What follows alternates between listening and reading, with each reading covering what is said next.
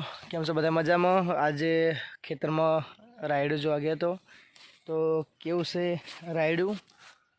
આજે 6 વીઘા જેવું રાયડું કરવામાં આવ્યું છે. પાછળના ભાગમાં જ્યાં વરિયાળી વાવી તે રાયડું ઉગ્યું અને એ વરિયાળી રાખી અને રાયડું રાખ્યું, બંને રાખ્યું. એ તમને બતાવું છું. કોમેન્ટ કરજો કેવું છે રાયડું. આ ભેંસોને કાસ વાયેલ છે જે જવું. પેલા ભાગમાં પાછળના ભાગમાં જ્યાં જીરું છે એ પણ બતાવીશ. વ્લોગ પૂરો જોજો અને સપોર્ટ કરતા રહેજો. વિડીયોમાં કમેન્ટ કરજો, શેર કરજો, સબસ્ક્રાઈબર કરજો. વિડીયો પૂરો જોજો. આજે રાયડું પાછળ રાયડામાં ફળી બેસવાની શરૂઆત થઈ ગઈ છે. પાછળના ભાગમાં તમાકુ છે એ પણ બતાવીશ. અહીં જીરું છે.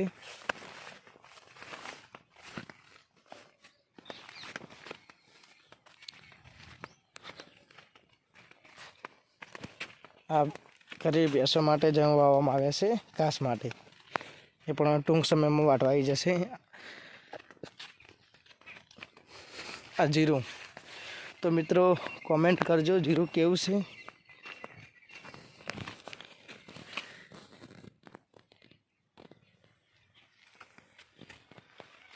જીરામાં જે પાવડર નાખવામાં આવ્યો છે એના લઈને જીરામાં કંઈ રોગ આવતો નથી.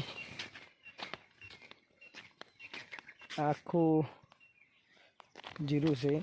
બીજા ખેતરમાં હમણાં જીરું આવેલું છે એ આના પાછળના વિડીયોમાં બતાવીશ. એ આના કરતાં થોડું સારું છે.